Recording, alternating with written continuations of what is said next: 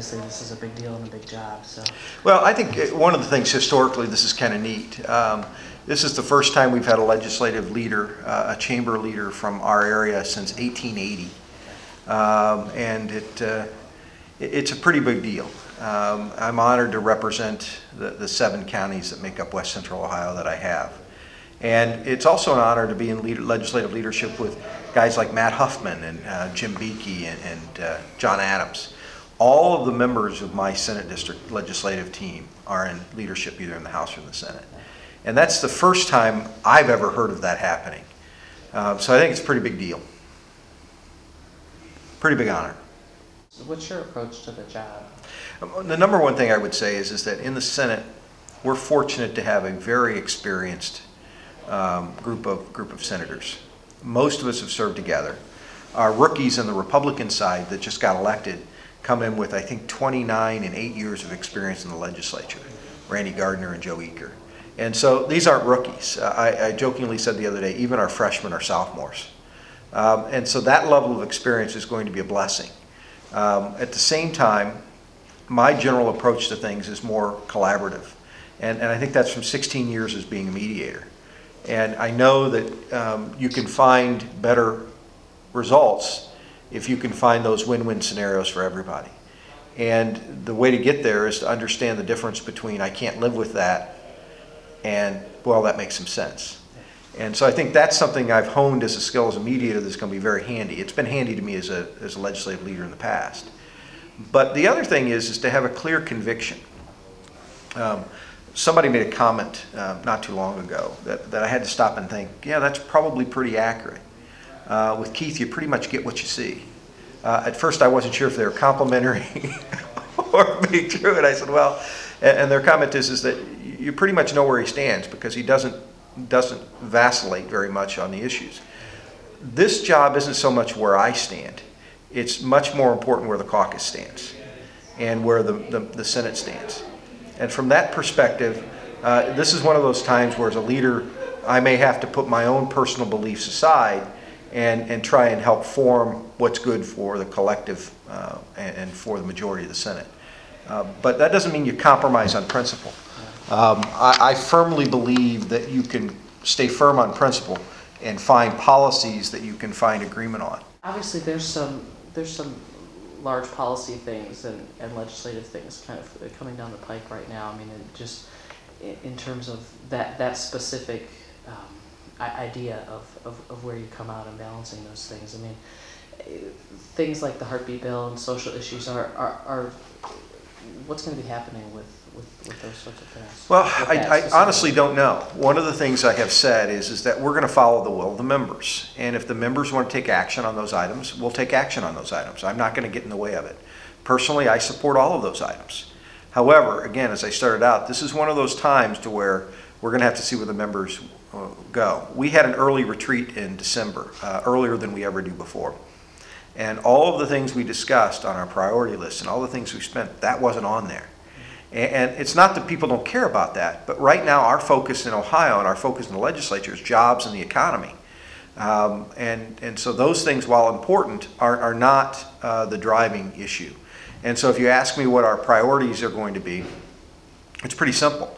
It's trying to create a workforce that works with the private sector to help create the skills necessary for that next generation of jobs.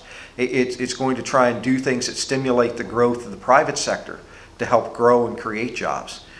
We're in a really interesting situation here in Ohio.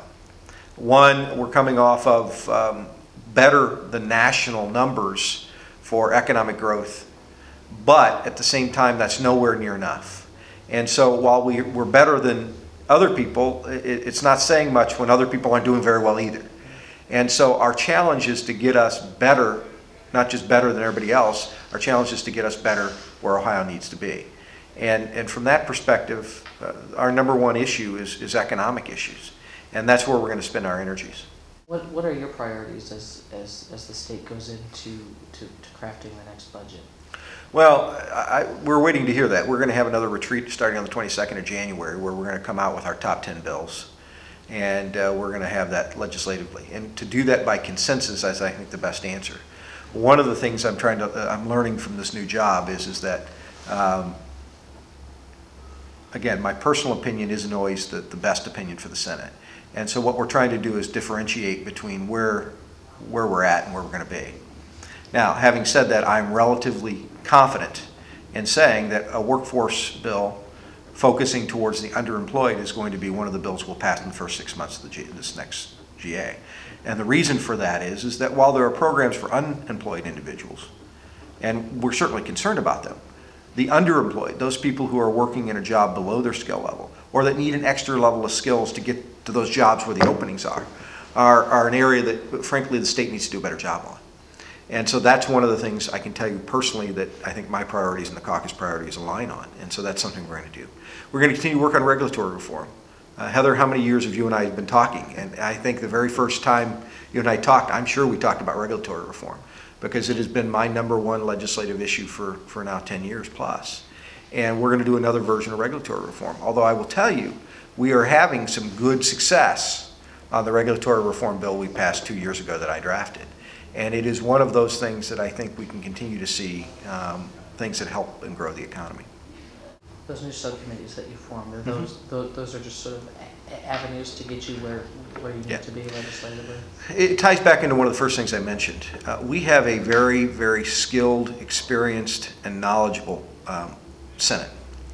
And one of the things we're going to do in this year's budget is have to address some very complicated and complex issues.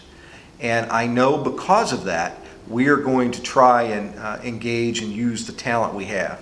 And so what we did was structure subcommittees for the first time in a long time in the Senate, but probably for the first time ever, to where all of the members of the Senate will be on one of those subcommittees. And we're focusing on the big areas of the budget: Medicaid and Health and Human Services, which makes up almost 45% of the budget. Education, higher ed, and K-12, which make up the other 40 to 45% of the budget.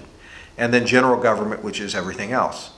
And by dividing our caucus and using our talent in those three areas, we think we're going to be prepared to address the complicated issues that are going to be coming as part of this budget. We know the governor has indicated, for example, that he wants to do a new school funding formula.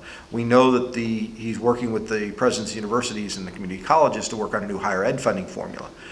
We know that Medicaid is always a challenge. And we also know that the governor would like to do tax reform, something I fully support. So using the talents that we have in the Senate, we're going to be able to put those issues to a much thorough review and try and improve what our opportunities are. What do you feel like your relationship is with the governor's office and the speaker's office? Those are obviously two different questions. Let me start with let's do the governor first. I have a good relationship with the governor. I worked with the governor before he was governor and have known him for a while, and I used to say I was a Kasich believer before it was popular. One of the things I'm really impressed by Governor Kasich is that he's willing to lead. And when you're willing to lead, sometimes you cause some consternation, because not everybody wants to go where you're trying to go, or there are short-term hills and dips that make the ultimate goal sometimes go out of focus. I think this governor, of all the governors I've served with, has the best vision and focus towards what's important for Ohio, and that's growing the state's economy and helping Ohioans find and keep good jobs. Now with that, I don't imagine we're always going to agree. I love my wife, been married for 16 years now. We just had our anniversary a week and a half ago. But I know it shocks you, but I don't always agree with my wife. Or more importantly, I'm always wrong when I should agree with my wife. That's right. And from that perspective, I think that I have a very strong positive relationship with the governor, but it's a relationship based on trust, and we'll have to feel that out as we go. With the speaker, I would say the same thing. I have a strong relationship with the speaker. Speaker Batchelder and I never served together in the legislature, although, as I jokingly said to him the other day, I think our moving vans passed when he was moving out and I was moving in. He was, when he served in the legislature before he came back after term limits, he was known as the de facto and de jure leader of the conservatives. And when I came into the legislature, I was one of those conservatives, and still am. But you know, when we looked to the things that he and his colleagues like Jim Beakey and other folks had set in place beforehand, when they left due to term limits, and serving with Jim Jordan, all of that left a good reputation and a good experience. Now, there is always some friction between the House and the Senate. It's systemic. It is designed that way. One of the benefits when I was talking to the Speaker just last week, that I said, you know, most of the members of the Senate have been House trained. That means we served in the House. And we all respect and revere that institution. That doesn't mean that we're not going to have disagreements with the House, but we also know the way to solve those is to communicate and know where the transparency needs to be. And so I asked the Speaker if he would allow me to work with him and his leadership team to have regular meetings so we can communicate and avoid differences by way of the communication. And he was very supportive of that. I also suggested that the House and Senate members spend some time together through some social things that either he and I or he and the minority leaders and all of us could host to get to know each other. There are new members of the House, and I'm sure to some of the members of the House, members of the Senate, that they don't have very strong relationships with. And the way you avoid conflict is by having relationships and knowing and understanding each other. That doesn't mean you're not going to have disagreements. It's just hopefully those disagreements don't end up in conflict.